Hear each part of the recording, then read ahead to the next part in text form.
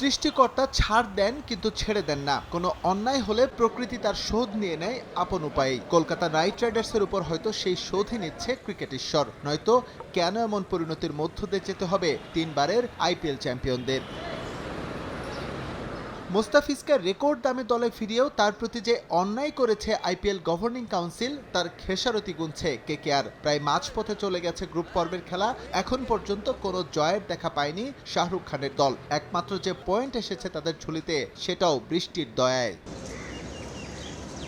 আসলে ভারত ক্রিকেটের নোংরা রাজনীতির শিকার হয়েছিলেন মোস্তাফিজ। পরবর্তীতে জানিয়ে বিসিসিআই দুঃখ প্রকাশ করলেও ব্যক্তিগতভাবে ক্ষতিগ্রস্ত হয়েছেন কাটার মাস্টার। এছাড়াও এই ঘটনায় দুদেশের ক্রিকেট সম্পর্ক নেয় নতুন মোড়। বিশ্বকাপে অংশগ্রহণ থেকে বঞ্চিত হয় বাংলাদেশ। সব মিলে খেসারত গুনতে হচ্ছে কলকাতা নাইট রাইডার্সকেই।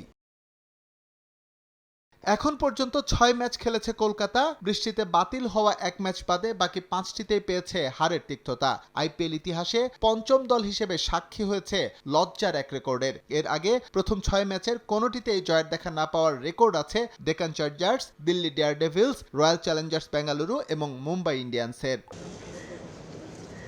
মুখে স্বীকার না করলেও মোস্তাফিজের অভাব হাড়ে হাড়ে টের পাচ্ছে কেকেআর। তাকে দলের অন্যতম প্রধান স্ট্রাইক বোলার হিসেবে বিবেচনা করেই খরচ করেছিল ৯ কোটি ২০ লাখ রুপি। শেষ পর্যন্ত মোস্তাকে না পেয়ে এক কথায় ছন্ন ছাড়া ওদের পেস ডিপার্টমেন্ট। দলে মূল স্ট্রাইক বোলার হিসেবে সব ম্যাচ খেলা বৈভব অরোরা এবং কার্তিক ত্যাগী উইকেট পেলেও ছিলেন বেজায় খরচে।